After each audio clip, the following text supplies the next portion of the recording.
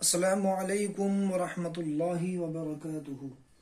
دوستو، آپ کا خیر مقدم ہی استقبال ہے ہماری اردو کی 13ویں کلاس کے اندر۔ ہم نے اس سے پہلے بتایا تھا کہ لام اور میم کو کس طرح دوسرے حروف کے ساتھ ملا کر لکھتے ہیں اور پڑھتے ہیں۔ آج ہم پڑھیں گے کہ نون اور یا کو کس طرح ہم دوسرے حرف کے ساتھ ملا کر پڑھیں گے اور لکھیں گے۔ دیکھیں، نون اور یا، جیسے کہ میں نے گزشتہ ویڈیو میں بتایا تھا کہ جب ہم کسی حرف کو دوسرے حرف کے ساتھ ملا کر لکھتے ہیں تو اس کی شکل عموماً آدھی ہو جاتی ہے۔ لام اور میم کی شکل بھی آدھی ہو گئی تھی، ایسے ہی نون ہے اور یا ہے۔ ان میں بنیادی فرق یہ ہوتا ہے کہ نون میں نقطہ اوپر ہوتا ہے اور ایک ہوتا ہے، یا کے اندر نقطے 2 ہوتے ہیں اور نیچے ہوتے ہیں، لہذا شکل ان کی اس طرح لکھی جائے گی۔ دیکھیں، یہ نون کی حرکت، حرف نون نقطہ اوپر ہے اور اس کے ساتھ الف کو جوڑیں گے تو یہ ایسے لکھا جائے گا نا۔ آگے زبر کی حرکت ہے، پڑھیں گے نا۔ ایسے ہی یہ لفظ نون ہے، علامت اس کی نقطہ اوپر ہے، حرکت زبر کی حرکت اس کے اوپر ہے۔ آگے لفظ ٹا ہے، نون کو ٹا سے ملائیں گے ہو جائے گا نٹ۔ یہ نون ہے، زیر کی حرکت ہے، آگے حرف ٹا ہے، نون کو ٹا سے ملائیں گے ہو جائے گا نٹ۔ ایسے ہی یہ نون ہے، آگے ٹا کی حرکت ہے، نون کو ٹا سے ملائیں گے ہو جائے گا نٹ۔ ایسے ہی نون ہے، خا کی حرکت ہے، نون کو خا سے ملائیں گے ہو جائے گا نخ۔ نون ہے، آگے زیر کی حرکت ہے، خا سے ملائیں گے ہو جائے گا نخ۔ نون ہے، پیش کی حرکت ہے، آگے لفظ خا ہے، نون کو خا سے ملائیں گے ہو جائے گا نخ۔ لہذا اسے پڑھا جائے گا نا، نٹ، نٹ، نوٹ، نخ، نخ، نخ، نر، نر، نور، نس، نس، نس، نع، نع، نوع، نک، نک، نک، نم، نم، نم، نہ، نی، نو، یا، یب۔ دیکھیں یہاں سے یا کی مشق، یا، یب، یخ۔ دیکھیں، یا میں نقطے نیچے ہوتے ہیں، حرکت اوپر زبر کی ہے، اس کے ساتھ میں جب الف جوڑیں گے تو ایسا لکھا جائے گا، لہذا پڑھیں گے یا۔ ایسے ہی حرف یا ہے، زبر کی حرکت ہے، آگے لفظ با ہے، یا کو با سے ملائیں گے ہو جائے گا یب۔ تو یا، یب، یخ، یک، یل، یم، یا۔ ایسے ہی آپ اس نون کے، یہ نون ہے، اگر آپ اس نون کے نقطے کو نیچے لگا دیں اور یہاں پر 2 نقطے لگا دیں تو یہ ہو جائے گا یا۔ اس نون کے نقطے کو ہٹا کر اگر نیچے ہم 2 نقطے لگا دیں گے تو یہ ہو جائے گا یا۔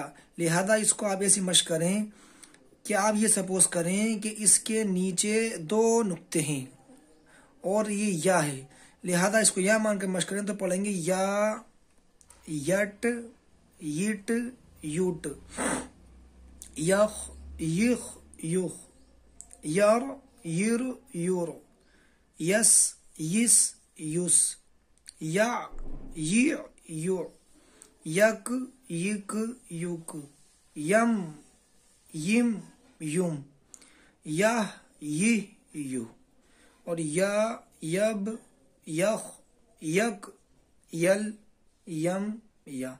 صحیح آپ دائیں سے بائیں مشق کریں، بائیں سے دائیں مشق کریں، پھر اوپر سے نیچے مشق کریں۔ نٹ، نع، نیٹ، نیع، یا۔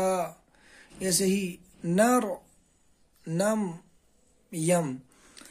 اس کے بعد جب اس کی مشق مکمل ہو جائے نون کی اور یا کی تو اس کے بعد پھر یہ ہا کی مشق ہے۔ ہا کو جب کسی دوسرے حرف کے ساتھ ملا کر لکھا جائے گا تو کیسے لکھیں گے؟ بہت آسان ہے یہ بھی، اور یہ ہمارے حروف تہجی کو جوڑ کر لکھنے کا ہی ہمارا آخری سبق ہے۔ اس کے بعد ہم پڑھیں گے کہ دوسرے حروف کو مثلا ہا وغیرہ، واو وغیرہ کو کس طرح الگ الگ حرفوں کے ساتھ لکھ کر پڑھا جائے گا۔